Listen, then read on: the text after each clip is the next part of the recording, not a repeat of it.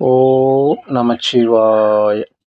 வணக்கம் நண்பர்களே! உங்கள் ஜோதிடர் தர்மராஜன். இன்று நாம் காண இருக்கும் தலைப்பு எதைப் பற்றி என்றால், 2026ஆம் ஆண்டு தமிழ் புத்தாண்டு பலன்கள் வரிசையிலே காலபுருஷ தத்துவப்படி 3வது ராசியான மிதுன ராசியை பற்றி இப்ப விரிவா பார்க்கலாம். அதற்கு முன்னாடி நம்ம சேனலை இப்பதான் நீங்க முதல் முறையா பார்க்குறீங்க அப்படின்னா, நம்ம சேனலை சப்ஸ்கிரைப் பண்ணுங்க. கூடவே பெல் பட்டனையும் அழுத்துங்க. அப்பதான் நான் போடுற ஒவ்வொரு வீடியோவும் உங்களுக்கு உடனுக்குடனா வரும். வாங்க வீடியோக்குள்ள போகலாம்.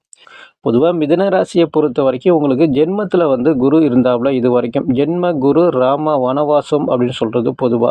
அதாவது கடந்த 1 வருட காலகட்டங்களாவே கடினமான உழைப்பு இருக்கும். அந்த அளவுக்கு பேரு, புகழ், மதிப்பு, மரியாதை, அந்தஸ்து அப்படிங்கிறது பெருசா உங்களுக்கு கிடைக்கிறதுக்கு வாய்ப்புகள் இல்ல அப்படின்னு தான் பொதுவா சொல்லலாம். ஆனா இந்த ஜூன் 2ஆம் தேதி வந்து பார்த்தீங்கன்னா, உங்களுக்கு குரு பெயர்ச்சி அப்படிங்கிறது ஏற்படுது. அதாவது உங்க ராசிக்கு 7ஆம் அதிபதி, தொழில் ஸ்தானாதிபதி, 10ஆம் அதிபதி குரு வந்து குடும்பஸ்தானம் 2ஆம் இடத்துல உச்சம் அடைகிறது அப்படிங்கிறது வந்து பார்த்தீங்கன்னா, உங்களுக்கு சிறப்பான பலன்கள் உங்களுக்கு ஏற்பட போகுது அப்படின்னு சொல்றது பொதுவா. அதாவது இந்த குரு பெயர்ச்சி அப்படிங்கிறது ஜூன் 2க்கு பிறகு குரு உச்சம் அடைகிறதால குடும்பஸ்தானம் அமைப்பு சிறப்பா இருக்கும். இதுவரைக்கும் குடும்ப வாழ்க்கை இல்லாதவங்களுக்கு குடும்ப வாழ்க்கை அப்படிங்கிறது சிறப்பா ஏற்படும்.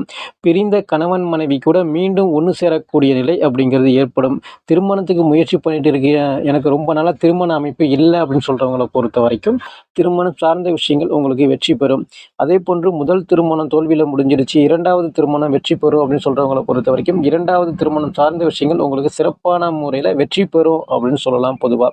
அதேபோன்று இந்த குருவ பொறுத்தவரைக்கும் அக்டோபர் 31ஆம் தேதியிலிருந்து 2027 ஜனவரி 25 வரையும் காலகட்டத்துல ஒரு 3 மாத 4 மாத காலகட்டத்துல வந்து குரு வந்து அதிசாரத்துல சிம்ம வீட்டுல போய் வக்ரம் அடைகிறாரு பொதுவா. முயற்சிகள் அப்படிங்கிறது உங்களுக்கு வெற்றி பெறும். எந்த அளவுக்கு நீங்க முயற்சி பண்றீங்களோ அந்த அளவுக்கு வெற்றி வாய்ப்பு அப்படிங்கிறது உங்களுக்கு சிறப்பான முறையில இருக்கு அப்படின்னு கூட பொதுவா சொல்லலாம்.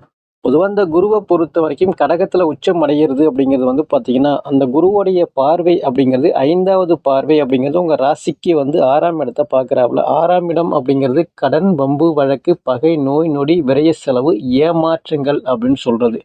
இந்த குரு 6ஆம் இடத்த பார்க்கறதால இது போல விஷயங்கள் அப்படிங்கிறது உங்களுக்கு நடக்கிறதுக்கு வாய்ப்புகள் இல்ல அப்படின்னு சொல்லலாம். கடன் இருந்துச்சு அப்படின்னா, அந்த கடன் அப்படிங்கிறது உங்களுக்கு குறைஞ்சிரும். வம்பு வழக்கு அப்படிங்கிறது உங்களுக்கு குறைஞ்சிரும். வீண் விரய செலவு, மருத்துவ செலவு ஏற்பட்டுட்டு இருக்கு அப்படின்னு சொன்னீங்கன்னா, அந்த மருத்துவ செலவு அப்படிங்கிறது உங்களுக்கு குறைஞ்சிரும். சரியான மருத்துவரை அணுகி சரியான முறையில நீங்க குணமடையறதுக்கு வாய்ப்புகள் அதிகமா உருவாகும். அதேபோன்று இந்த குருவ பொறுத்தவரைக்கும் 7வது பார்வையா ராசிக்கு 8ஆம் இடத்த பார்ப்பாரு. 8ஆம் இடம் அப்படிங்கிறது திடீர் லாபம், திடீர் அதிர்ஷ்டம், பணப்புழக்கம் அப்படின்னு சொல்றது பொதுவா. அது கண்டம் அப்படின்னு அமைப்பை ஏற்படுத்தினாலும் உங்களுக்கு குரு 8ஆம் இடத்தை பார்க்கறதால பணப்புழக்கம் அதிகமா வரும். வராத காசு பணம் கூட உங்களை தேடி வர்றதுக்கு வாய்ப்புகள் உருவாகும். இந்த லாட்டரி சீட் யோகம், புதையல் யோகம், திடீர் அதிர்ஷ்டங்கள் ஏற்படுறதுக்கு வாய்ப்புகள் உருவாகும். இதுவரைக்கும் வந்து கண்டம் அப்படிங்கிற மாதிரி உங்களுக்கு பயம் ஏற்படுத்திட்டு இருந்தாலும், அந்த உயிர் கண்டங்கள் பிரச்சனையை பத்தி நீங்க பயப்பட தேவையில்லை. உடல் ஆரோக்கியம் அப்படிங்கிறது உங்களுக்கு சிறப்பான முறையில இருக்கும். இடமாற்றங்கள் அப்படிங்கிறது அதிகமா ஏற்படும். ஒரு சில நபர்களுக்கு ஒண்ணு வீடு மாறணும், இல்லைன்னா வேலையில ஒரு சில மாற்றங்கள் ஏற்படணும். இது மாதிரியான அமைப்புகள் உங்களுக்கு ஏற்படும். அதே போன்று குருவை பொறுத்த வரைக்கும் தன்னுடைய 9வது பார்வையா ராசிக்கு 10ஆம் இடத்தை பார்க்கறாப்புல. தொழில் ஸ்தானத்தை வந்து ஏற்கனவே அங்க சனீஸ்வரர் இருக்கிறாப்புல பொதுவா. அங்க சனீஸ்வரர் குரு பார்க்கும்போது உங்களுக்கு வந்து தொழில் பண்றீங்க அப்படின்னா தொழில் வளர்ச்சி அமோகமான வெற்றி வாய்ப்பு உங்களுக்கு ஏற்படும். அதாவது தொழிலை நல்லா விரிவுபடுத்துவீங்க, நல்ல லாபத்தை நோக்கி ஏற்படக்கூடிய அமைப்பு உங்களுக்கு ஏற்படும். இல்லை நான் புதுசா நான் தொழில் தொடங்கலாம் அப்படின்னு ஆசைப்படுறேன் அப்படின்னா உங்களுடைய சுய ஜாதகத்துல நடப்பு தசாபுத்தி உங்களுக்கு வலுவா இருந்துச்சுன்னா தாராளமா நீங்க வந்து புதிய தொழில் அப்படிங்கிறத நீங்க தொடங்கலாம்.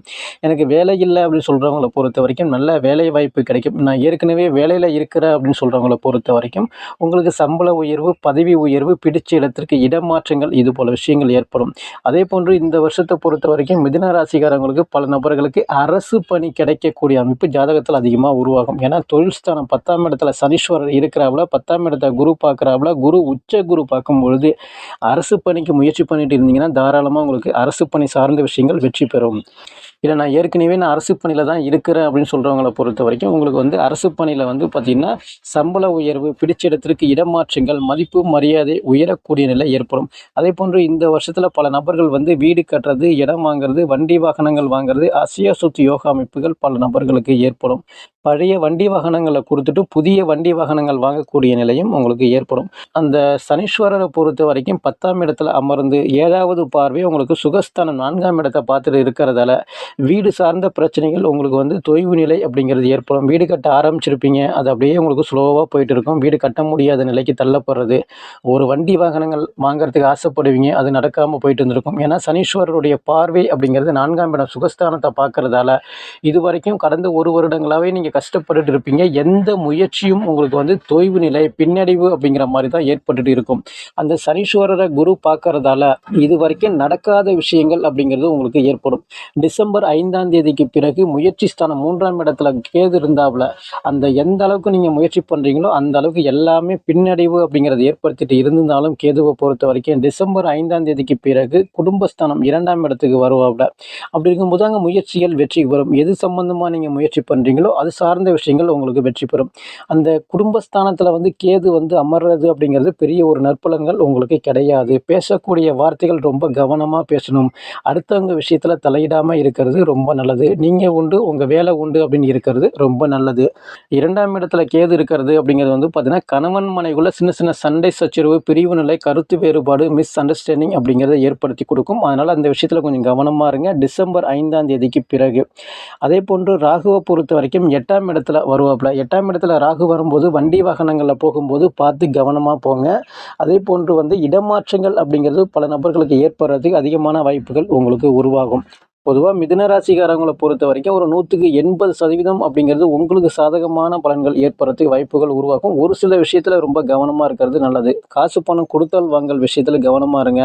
இந்த ஷேர் மார்க்கெட்டில் இன்வெஸ்ட் பண்ணுறது, வட்டி பிஸ்னஸ் பண்ணுறது, ஆன்லைன் கேம் விளையாடுறது, இது போல விஷயத்தில் ரொம்ப கவனமாக இருக்கிறது நல்லது. அடுத்தவங்களுக்கு ஜாமீன் கையெழுத்து முடிஞ்ச வரையும் போடாமல் இருக்கிறது ரொம்ப நல்லது. மிதுன ராசிக்காரங்களை பொறுத்த வரைக்கும் இந்த ஆண்டு நீங்கள் வழிபட வேண்டிய தெய்வம் எது அப்படின்னு கேட்டிங்கன்னா, முடிஞ்ச வரைக்கும் பெருமாள் வழிபாடு பண்ணுறது நல்லது. நரசிம்ம பெருமாள் வழிபாடு பண்ணுறது மேலும் சிறப்பான பலன்களை அளிக்கும் என்று கூறி மீண்டும் அடுத்த காணொளியில் உங்களை சந்திக்கின்றேன். நன்றி, வணக்கம். ஓம் நமச்சிவாய. வாழ்க வளமுடன்.